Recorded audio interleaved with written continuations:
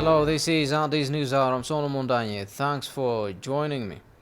The Planning and Development Commission announces the next 10 years plan is set to make infrastructure projects fair and accessible.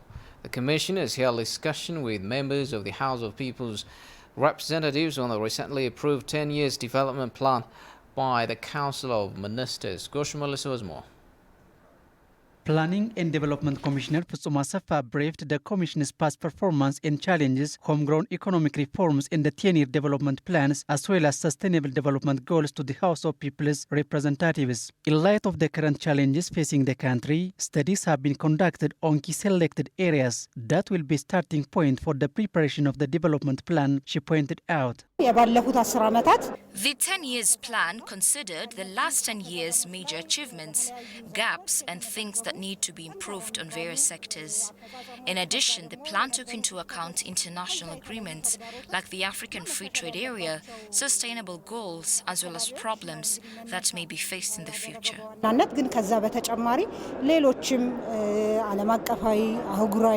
Saying the 10-year plan prioritized the manufacturing sector, she underscored the plan is set in modernized way. The plan has been set to reduce poverty and to register an efficient economy. In order to achieve this, action plans will be put in place.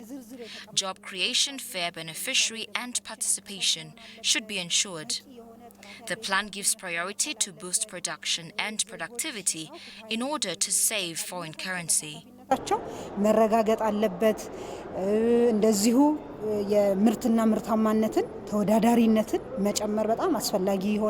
highlighted that infrastructures play a pivotal role in facilitating linkages between manufacturing sector's products to the market. The plan gives due attention for fair and accessible infrastructure installation. House Speaker Tagasech Afo, for his part, said the House will focus on monitoring activities for the implementation of the plan. Beyond preparing the plan, support and follow-up is crucial in order to achieve the goal of the plan. Our country has been experiencing failure to achieve its plan. Therefore, the House will monitor each phase of the plan and ensure accountability.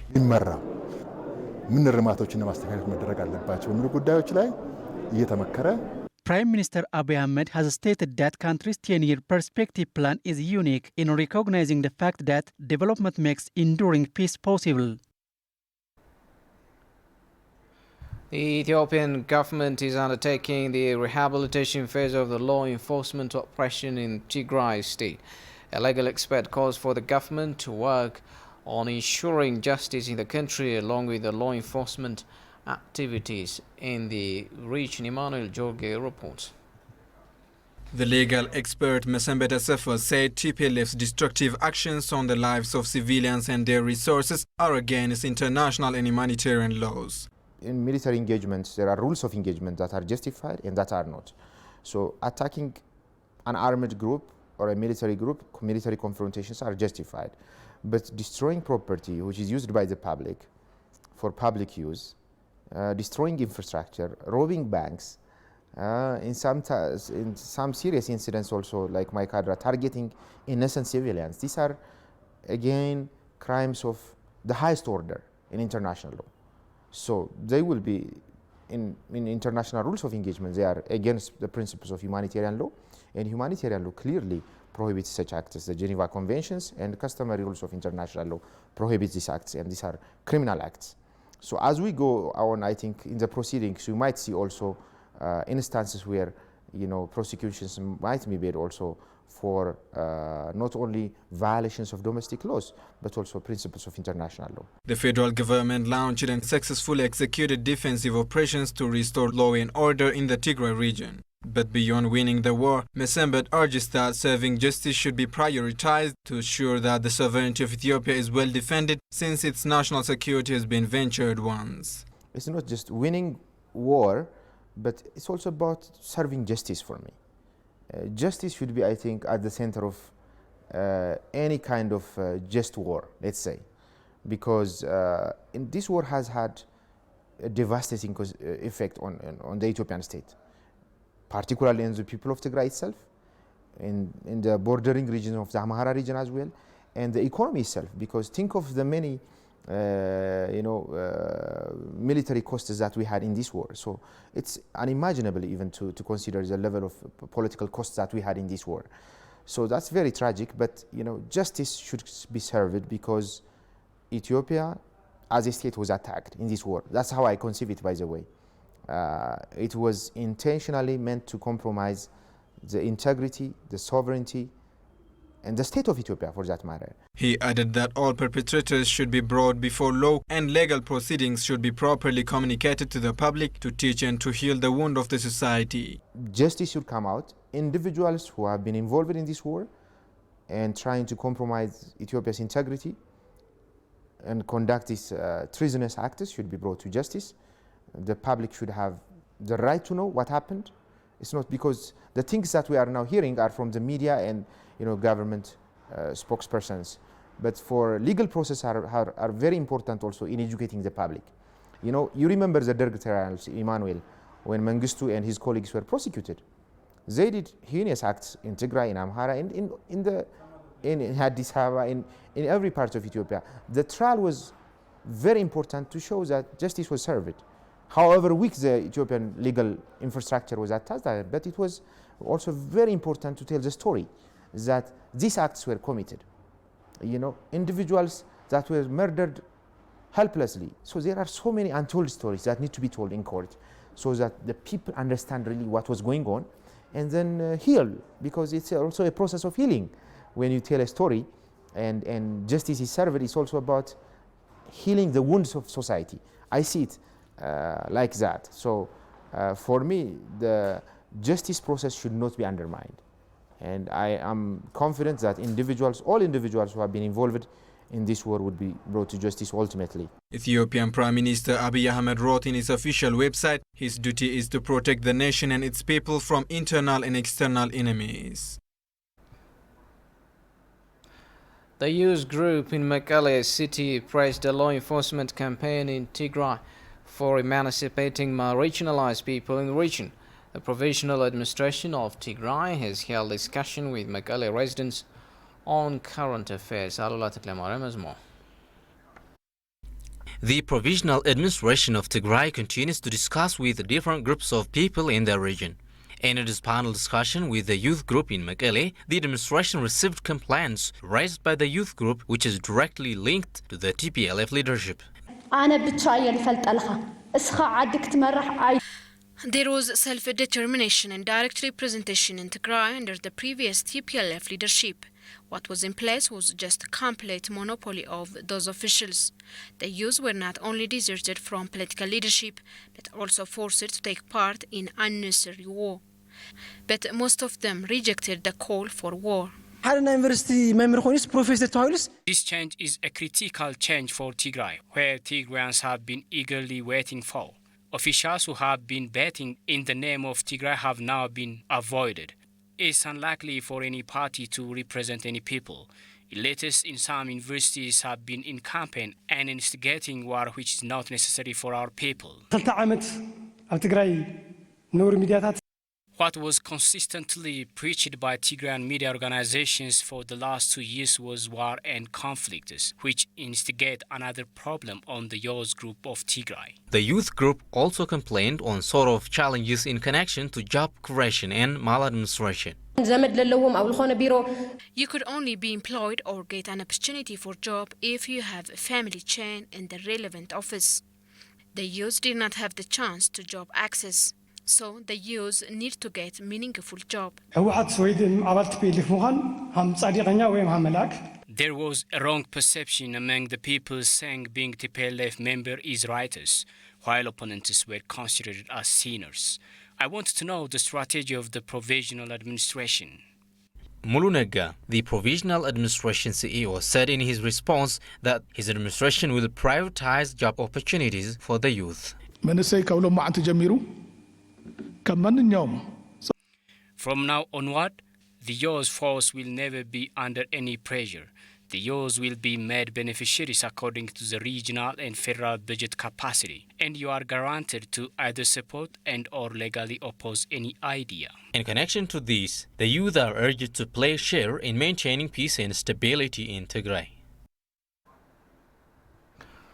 An earthquake of 4.4 magnitude on the Richter scale has occurred 91 kilometers northwest of Agodat, Eritrea. It occurred at 1:22 a.m. Sunday night, said Yamana Gebremeskel, Eritrea's Minister of Information.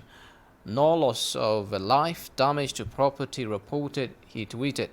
According to Yamana, a team of experts will be dispatched to the area for further on-the-ground assessment of the situation.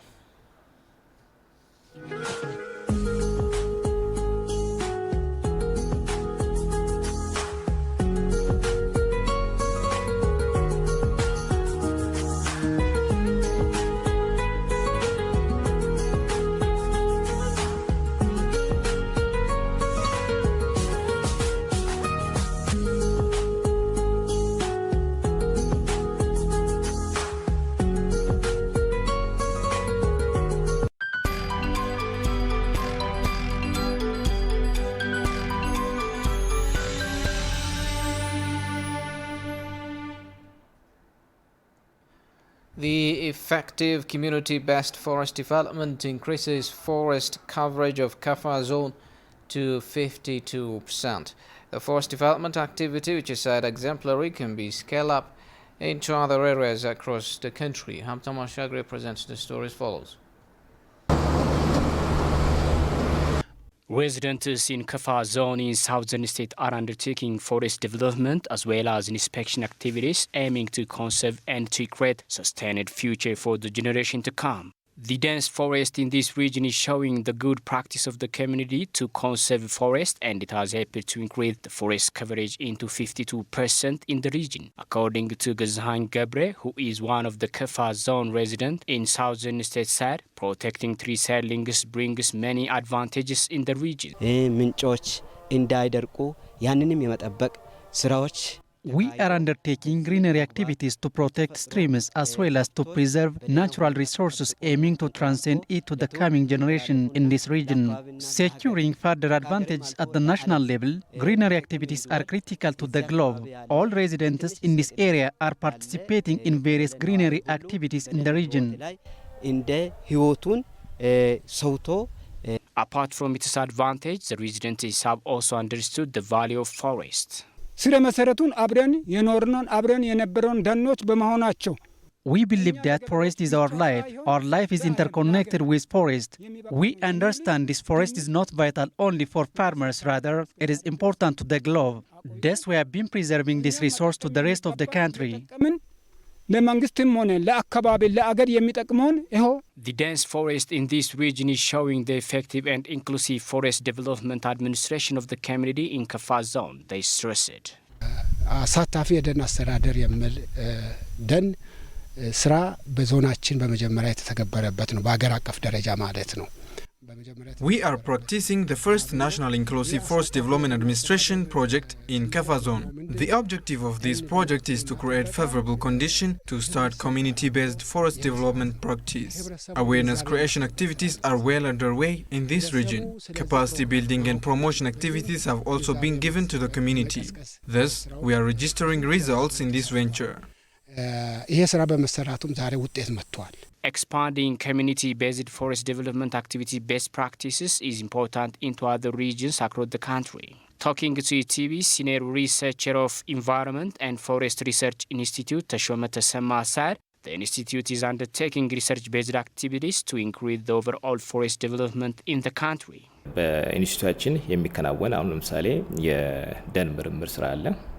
The Environment and Forest Research Institute is undertaking various research activities to increase the overall forest coverage in our country. The institute is also undertaking various ecosystem activities. We are releasing research-based information as well as technology findings. We are providing information to the community to undertake greenery development activities after they understand the advantage of forest. According to Tashoma, without community-based forest development activity, every forest development activities are ineffective and waste of time. Harare state says its tourism is affected over recent years due to unrest and the global pandemic. The newly adopted tourism safety protocol is hoped to alter the situation of the tourism industry in the states. Intayo Tamrat reports. Harar is one of Ethiopia's tourist destinations. The city is also considered as the fourth holiest city of Islam. The Harari State Tourism Director says the state is blessed with various tourist attractions, including the UNESCO-enlisted Jagol Wall, which is popular for its ancient cultural depictions. Our state has various tourist attractions. These include natural, historical and cultural ones. The Jagol Wall is one of our cultural heritage.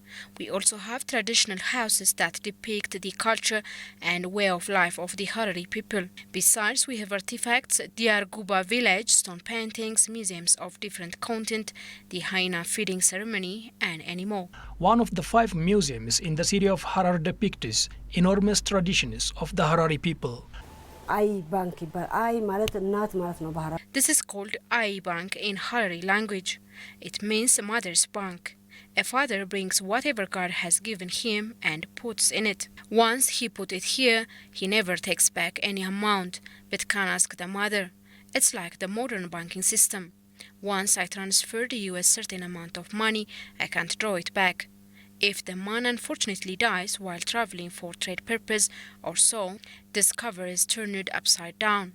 The meaning to any outsider is that the head of this house passed away, so please help the mother and the children. The second one is for putting medicines.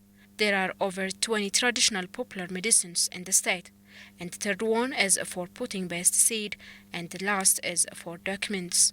Harari State says its tourism has been affected over recent years due to unrests and the global pandemic. In recent years, the tourist inflow has decreased, causing significant decline in income. This is basically due to the unrest in the area. But the global pandemic has worsened the situation since the start of 2020. This completely stopped foreign tourists from coming to us. The number of local tourists, however, is good, though the number is still smaller. The newly adopted tourism safety protocol is hoped to alter the situation of the tourism industry in the state.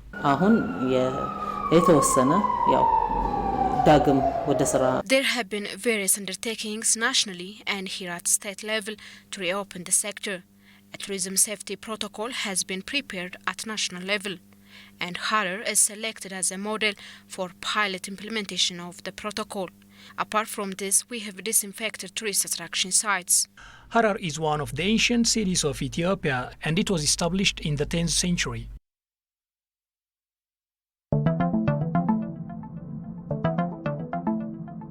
नया नया नया नया नया नया सा कुछ महसूस होता है जहाँ ये जरा लेटअप है जैसे न कोई सोता है सोते को जगाना है मीठा कुछ खिलाना है रात के 12 बजते हैप्पी न्यू ईयर क्या पागली हैप्पी हैप्पी न्यू ईयर नया साल में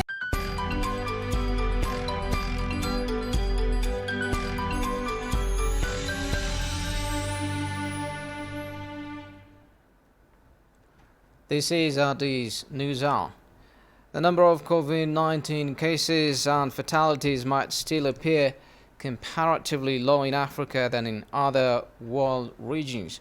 The looming health shock of COVID-19 could have disastrous impacts on the continent, already strained health systems, and could quickly turn into a social and economic emergency. On the contrary, as an opportunity, some African countries showered smiles to the prisoners by letting them free from their punishments of petty crimes. Kasan Janel looks into the incident.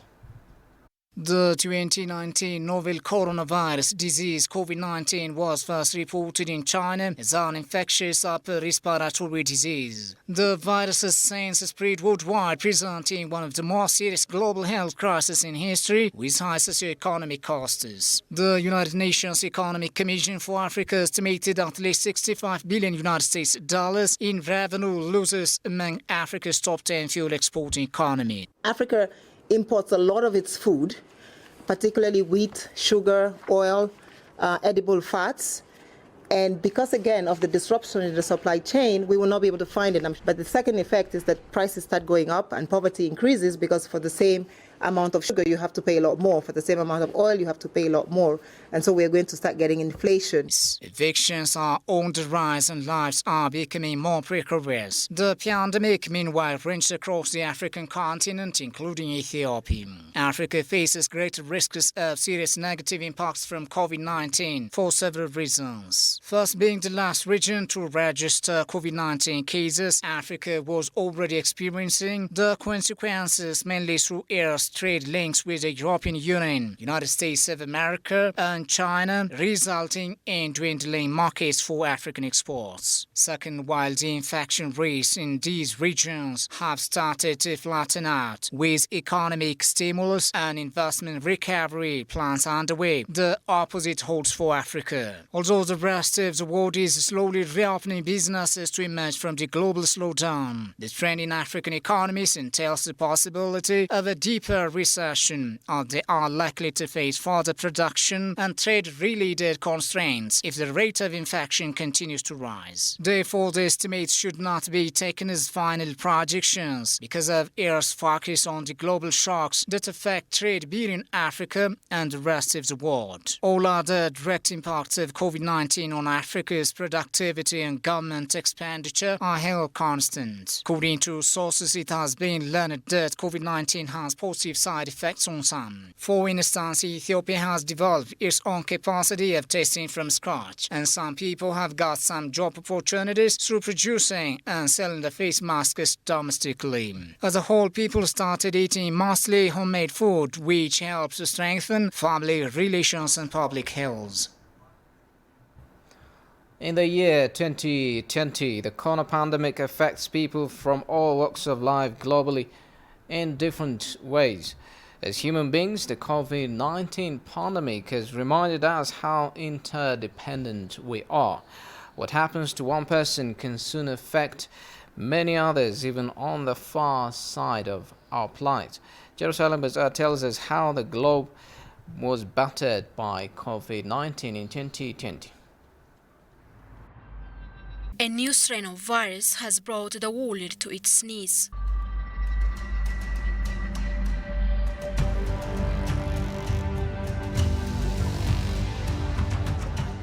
The virus. They're working hard. Looks like by April it miraculously goes away. I hope that's true. Some countries are managing to protect the public, others are failing.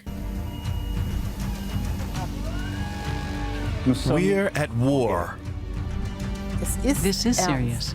Take it seriously. No race against this deadly disease. Political systems compete to prove their superiority. Wuhan will win. Hubei will win. China will win.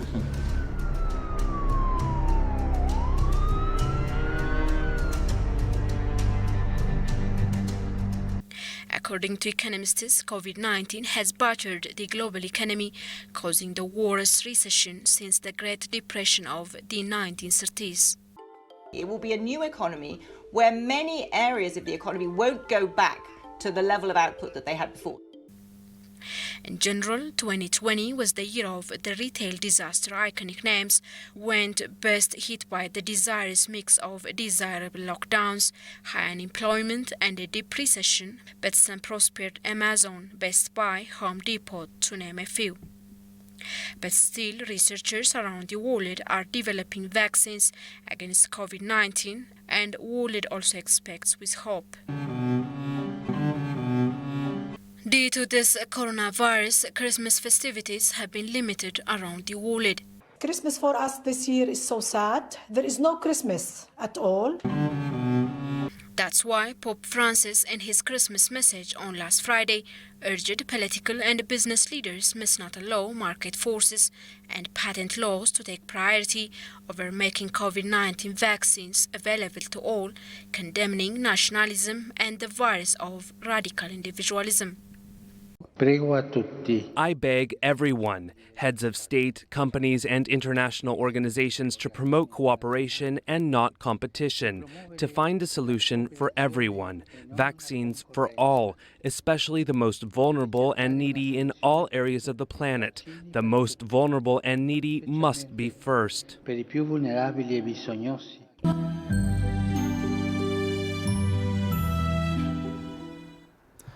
Before we go, a reminder of our top stories. The 10-year perspective plan puts peace and the rule of law as critical objectives within the national development. And the world ready to say goodbye to 2020, which will forever be remembered by its corona devastation. Well, that's it for the news. For me, Solomon Dang, and the rest of the English team here in the studio. Thanks for watching. Have a good day.